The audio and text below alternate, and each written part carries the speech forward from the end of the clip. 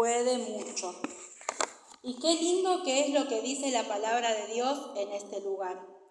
Para tener una oración eficaz es necesario, primeramente, sabemos que no es por quien ora, sino por quien escucha nuestra oración, que recibimos las contestaciones. Pero acá, en esta palabra, dice que hay dos cosas que nosotros tenemos que hacer. Para tener una oración eficaz es necesario pedirnos perdón entre nosotros.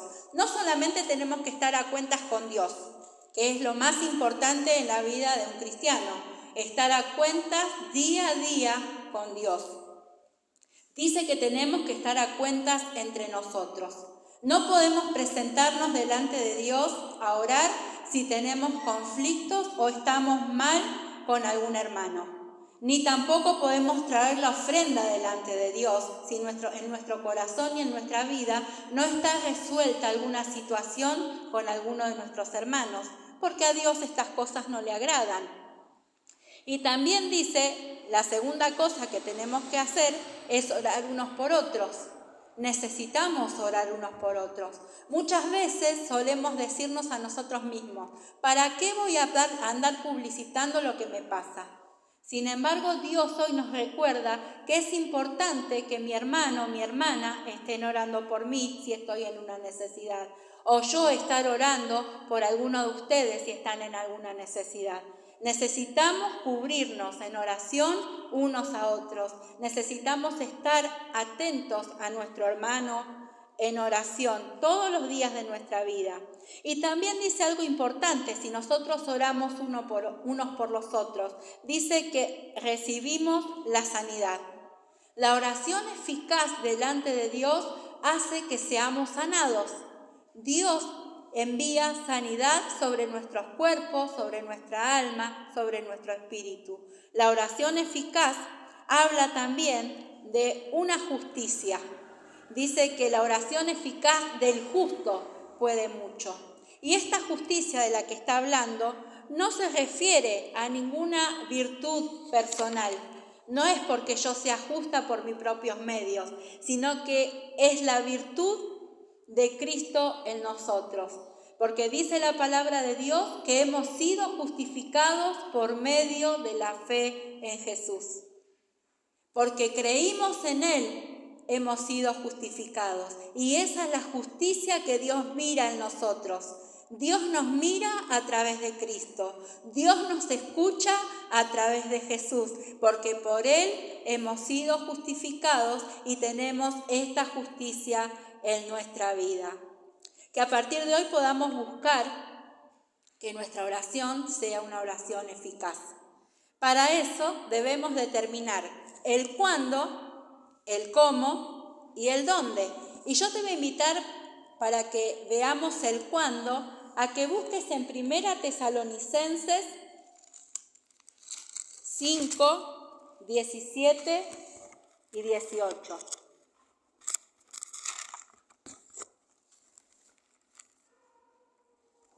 Dice, versículo 17, oren sin cesar. Versículo 18, den gracias en todo, porque esta es la voluntad de Dios para con vosotros en Cristo Jesús. El orar sin cesar no se refiere al hacerlo de manera repetida y sin descanso. No es a esto a lo que Dios se refiere cuando nos manda a orar sin cesar. Eso es más bien un llamado a orar persistentemente y con regularidad. Yo no puedo decir que estoy orando sin cesar si hoy oro, mañana no me acuerdo, pasado me acuerdo vagamente en un pensamiento solamente. Debo tener una vida de oración regular y persistente. ¿Cómo persistimos? Lo hacemos hasta que vemos la respuesta de Dios. Sea esa respuesta que estamos esperando para nosotros favorable o a nuestra manera de ver desfavorable, pero siempre que Dios nos responde, aun cuando nosotros decimos que es desfavorable, Él lo está haciendo por nuestro bien. Dios nunca se equivoca en una decisión que toma para con nosotros. Entonces nosotros tenemos que cambiar la perspectiva, porque en realidad lo que nosotros y por lo que estamos orando es para que la voluntad de Dios se manifieste en nuestra vida. Y la voluntad de Dios no siempre nos va a agradar, a nuestra carne no le va a agradar, porque es lo mejor para nuestro espíritu. Pero Dios pide que seamos persistentes y regulares en nuestra vida de oración. Él espera que hagamos de Él nuestro compañero de vida. No solamente como algo utópico decir Jesús es mi amigo y vive conmigo y está, sino que el conversar con Dios sea como la conversación que podamos tener con nuestra familia en casa, que sea como la conversación que tenemos con nuestros esposos, con nuestros hijos, con un amigo. Dios espera ser nuestro compañero en todo momento y situación de nuestra vida. Y eso incluye desde darle las gracias por las pequeñas cosas que nos suceden. A veces vemos las cosas como cosas pequeñas y por eso no le damos el valor que realmente tienen. Entonces, ¿qué pasa? Nos acordamos de darle gracias a Dios por la salud cuando la perdemos. Le damos gracias a Dios, nos acordamos de darle gracias a Dios por nuestros hijos cuando tal vez estamos todo el día solos en casa, porque todos crecieron y porque todos están trabajando o tienen sus propias actividades. Entonces empecemos a practicar la gratitud a diario, todos los días. Nos acordamos de pedirle a Dios a veces los alimentos cuando nos faltan, pero cuando Dios ha sido bueno y hemos tenido el plato de comida todos los días en la mesa, no nos hemos acordado de agradecer. Entonces hagamos de las pequeñas cosas cosas importantes y démosle el valor que estas cosas tienen. También vamos a ver en Daniel 6:10 el cuándo debemos orar a Dios. Vamos a buscar Daniel 6:10.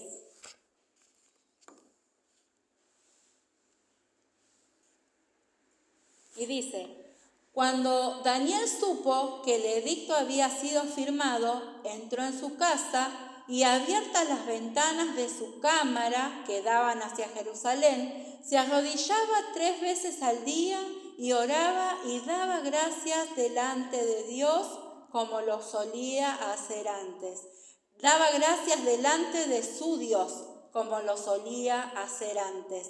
Recordemos que en esta porción de la palabra nos cuenta que Daniel iba a ser el alimento de los leones, porque él había determinado en su corazón que aunque se firmara la ley que se firmara, él iba a permanecer en oración delante de Dios. Él no iba a claudicar en eso, él no iba a olvidarse del pacto que hizo con Dios, y él iba a ser el alimento de los leones. Y dice que cuando él se enteró que esa ley fue firmada, que nadie se podía arrodillar delante de otro Dios que no fuera el rey, los dioses del lugar de Babilonia donde Daniel estaba, en su corazón él permaneció íntegro y permaneció firme. Entonces él dice que todos los días seguía haciendo lo mismo. Se arrodillaba 3 veces al día con la ventana de su habitación abierta. Nada había cambiado. Él sabía que lo iban a matar si lo encontraban, pero estaban esperando que él claudicara. Y él no claudicó, entonces le fueron con el cuento al rey y lo mandó a matar. Lo mandó a ser echado al foso de los leones. Y ya sabemos cómo termina la historia, ¿no? Que Daniel, por su fidelidad a Dios, Dios guardó su vida porque había propósitos para él. Cualquier lugar es apropiado para orar y hablar con Dios, si es que hay un corazón sincero. Si nosotros estamos, a veces nos sucede, ¿no? Que estamos bañándonos y nos recordamos de algo y decimos, no, este lugar, ¿cómo voy a orar a Dios en este lugar? Me lo han dicho, ¿cómo vas a orar en el baño? Pero si el corazón es sincero delante de Dios, si el corazón es un corazón íntegro delante de Dios, esa oración va a ser escuchada. Dios lo va a tener en cuenta. No es necesario privarse de la oración por no encontrarnos en el lugar donde todo está tranquilo. A veces en el medio del caos es necesario que nos pongamos a orar. Cada uno sabe el caos que vive en su casa, en su vida personal, en su corazón. Y a veces vos decís, las fuerzas no me dan más, no puedo más. ¿Qué hago ahora? Ponete a orar. Porque si tu corazón es sincero delante de Dios y el lugar en el que estás no hay paz, que Dios ponga paz en tu corazón y que vos puedas ser un embajador de paz. Tenemos que cultivar el hábito de la oración privada también. Jesús esto nos enseña en Mateo 6:6. Y te invito a que lo puedas buscar. Mateo 6:6. A veces en el caos tenemos que orar, pero no debemos olvidarnos de la oración secreta, de la oración donde estás vos y Dios nada más.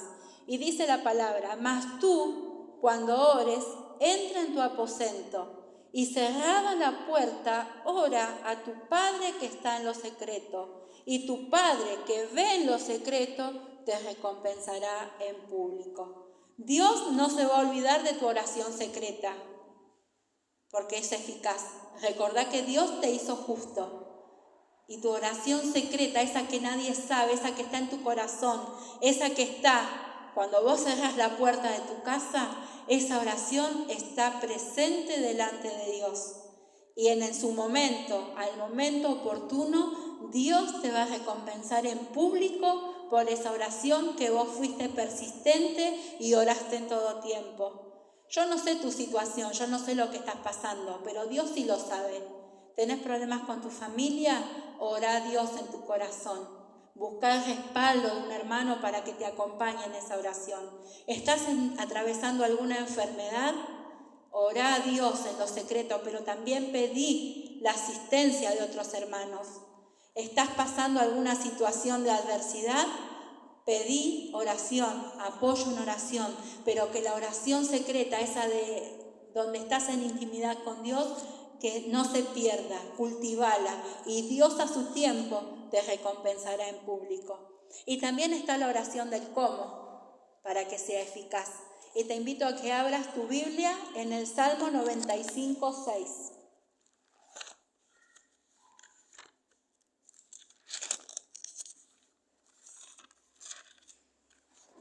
Dice así: venid, adoremos y postrémonos, arrodillémonos delante de Jehová nuestro Hacedor. Acá está hablando de la actitud del cuerpo, ¿no? Dice, postrémonos y arrodillémonos. Y hay muchos versículos en la Biblia que respaldan esta oración, la oración de rodillas. Pero más, creo yo, ¿no?, que más que una oración y una actitud del cuerpo, debe haber una actitud del corazón. La humillación del corazón delante de Dios. El ponernos de rodilla denota humildad y reverencia delante de Dios. Pero la oración reverente y humilde debe nacer de nuestro corazón. Si lo hacemos para que todos nos vean, está bien que nos arrodillemos en el templo. Pero que sea nuestro corazón el que se humille delante del Señor. No todo depende del cuándo, dónde y cómo. Porque podemos estar en el lugar correcto, en el cómo correcto y en el cuándo correcto. Pero, ¿dónde está nuestro corazón? ¿Cómo está nuestro corazón frente a la oración? ¿Cómo le estamos pidiendo a Dios? ¿Qué estamos buscando con nuestra oración? Entonces, Dios no va a desechar un corazón contrito y humillado. Y ese solamente Él lo puede ver. Dios puede ver lo profundo de nuestro corazón. Dios puede ver la verdadera actitud y la verdadera intención de nuestro corazón. En el Salmo 51:17 justamente nos habla de esto. Al corazón contrito y humillado no despreciarás tú, oh Dios. Dios no nos va a desechar si nos humillamos delante de su presencia y si buscamos con fervor y con anhelo y con ahínco lo que necesitamos. Aunque a veces estemos nosotros cansados, Dios no se cansa de escucharnos, porque Él nunca va a rechazar nuestra oración. Al contrario, cuando nosotros oramos, Él abre el camino delante de nuestros pies. Entonces, en este tiempo, que Dios nos ayude a aprovechar el tiempo para orar. Los días son horribles, son pésimos. Entonces, que Dios nos ayude a aprovechar el tiempo en la oración. Y no nos olvidemos que si hacemos de Dios nuestro más grande amor, y si conocerlo y complacerlo a Él es nuestro mayor anhelo y placer, esto transformará el cómo, el dónde y el cuándo en una oración eficaz delante de Él. Que el Señor te bendiga.